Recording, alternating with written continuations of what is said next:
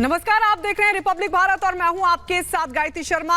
शुरुआत इस वक्त की बहुत बड़ी खबर के साथ और बड़ी खबर आपको बताएंगे निधि, लेकिन उससे पहले अमित के पास चलते हैं। नमस्कार, मैं अमित सिंह, आप देख रहे हैं देश का number 1 news channel Republic Bharat. सीधे चलते निधि के पास न्यूज रूम में, उनके पास एक बड़ी खबर है। निधि, ओवर टू यू। अमित, बड़ी खबर यह है कि गुलाम नबी आजाद के इस्तीफे के बाद कपिल मिश्रा ने हमला बोला है कांग्रेस पर। कपिल मिश्रा ने अब से कुछ देर पहले ट्वीट किया है और उन्होंने लिखा है कि टुकड़े टुकड़े पार्टी जो अब खुद टुकड़े टुकड़े हो गई। ये कपिल मिश्रा का ट्वीट भारत के टुकड़े टुकड़े का ख्वाब देखने वालों की पार्टी के ही टुकड़े टुकड़े हो गए। हैशटैग गुलाम नबी आजाद। कपिल मिश्रा ने कुछ देर पहले ट्वीट किया है और एक एक करके प्रतिक्रिया सामने आ रही है। बीजेपी हमलावर है और जिस तरह से गुलाम नबी आजाद ने दरअसल आरोप लगाए हैं पार्टी में रहते हुए किस तरह से फैसले लिए जाते हैं, राहुल गांधी ही फैसले लेते हैं, सीनियर नेताओं को तवज्जो नहीं दी जाती है, उनसे ना कोई सलाह लिया जाता है। कपिल मिश्रा ने हमला बोला है कांग्रेस पर। टुकड़े टुकड़े पार्टी के टुकड़े हो चुके हैं। ये इस वक्त की सबसे बड़ी खबर। हम वो ट्वीट भी आपको दिखाएंगे कपिल मिश्रा का, और हम आपको ट्वीट दिखाते हैं ये कपिल मिश्रा का, जो कि उन्होंने ट्वीट किया है भारत के टुकड़े टुकड़े करने वाली पार्टी के ही टुकड़े टुकड़े हो गए। और ये बहुत ये एक तरह से अमित और गायत्री ये टिप ऑफ द आइसबर्ग है, क्योंकि कई जो बड़े नेता हैं वो पार्टी छोड़ चुके हैं। 2019 के बाद से पार्टी डूबती हुई जा रही है, ये जहाज डूब रहा है। ये गुलाम नबी आजाद ने अपनी चिट्ठी में लिखा। उन्होंने कहा सोनिया गांधी सिर्फ नाम मात्र की अध्यक्ष हैं, ये उन्होंने अपनी चिट्ठी में कहा। गुलाम नबी आजाद ने कहा कि कांग्रेस के नेता राहुल गांधी जो है वो कई ऐसे लोगों से घिरे हुए हैं जो अनुभवहीन है और इसीलिए पार्टी की ये दुर्दशा हुई है। ठीक है निधि, मैं आपको रोक रहा हूं। इस वक्त एक बड़ी खबर आ रही है जम्मू कश्मीर से, उसका रुख करना पड़ेगा। बीजेपी नेता निर्मल सिंह ने बड़ा बयान दिया और उन्होंने कहा कि आजाद के इस्तीफे पर निर्मल सिंह ने बड़ी बात कही है। जम्मू कश्मीर के बीजेपी नेता निर्मल सिंह का बयान, आजाद के इस्तीफे पर निर्मल सिंह ने बड़ी बात कही है। देखिए, गुलाम नबी आजाद जैसा नेता पार्टी को छोड़कर चला जाता है। लोकसभा चुनाव नजदीक है, कश्मीर में भी चुनाव होने वाले, ऐसे में आजाद का इस्तीफे का बड़ा असर पड़ेगा। चलिए, कपिल मिश्रा कुछ कह रहे हैं, सीधे आपको लिए चलते हैं। अमित, कपिल मिश्रा हमारे साथ फोन लाइन पर जुड़ गए हैं। कपिल मिश्रा, आपने कहा कि टुकड़े टुकड़े पार्टी के टुकड़े हो गए हैं, लेकिन ये कितना बड़ा झटका कांग्रेस के लिए। कांग्रेस की नींव गुलाम नबी आजाद, और जो 5 पन्ने का इस्तीफा उन्होंने दिया है, सौंपा है, उसमें कई बड़ी बातें कही हैं। टारगेट सीधा राहुल गांधी, कई सवाल उन पर, उनकी परिपक्वता को लेकर। देखिए, बहुत ही गंभीर पत्र लिखा है गुलाम नबी आजाद जी ने, और पूरे देश के, केवल कांग्रेस पार्टी के लिए नहीं, पूरे देश के लिए गंभीर है।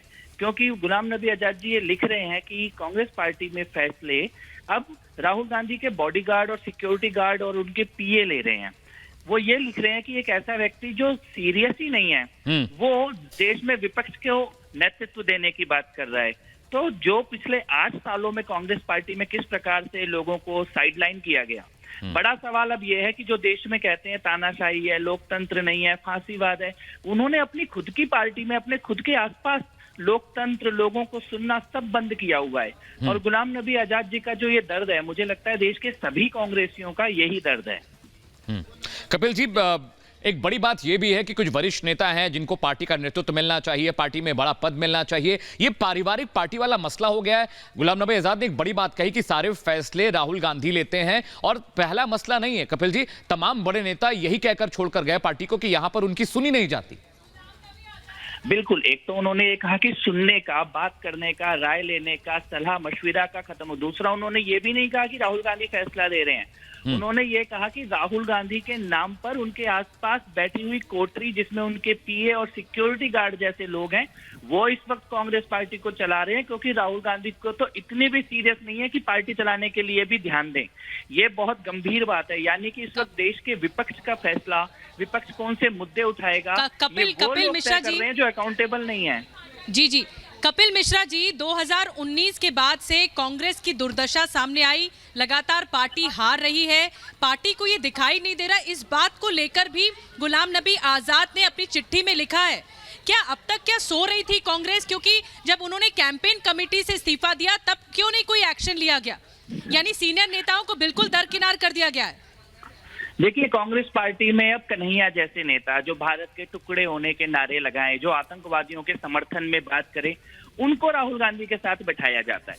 अब ये वो कांग्रेस नहीं है जिसके बारे में गुलाम नबी आजाद लिख रहे हैं। यहाँ पर आप देश के खिलाफ बोलोगे, यहाँ पे आप भारत को टुकड़े करने की बात बोलोगे, आप यहाँ पर बोलोगे भारत तो एक राष्ट्र ही नहीं है, तो राहुल गांधी आपको अपने साथ बैठाएंगे। लेकिन अगर आप इस प्रकार की देश विरोधी बातें नहीं करेंगे, धर्म विरोधी बातें नहीं करेंगे, तो डेफिनेटली जो गुलाम नबी आजाद जी के साथ हुआ है, आनंद शर्मा जी के साथ हुआ है, वो सभी कांग्रेसियों के साथ होगा।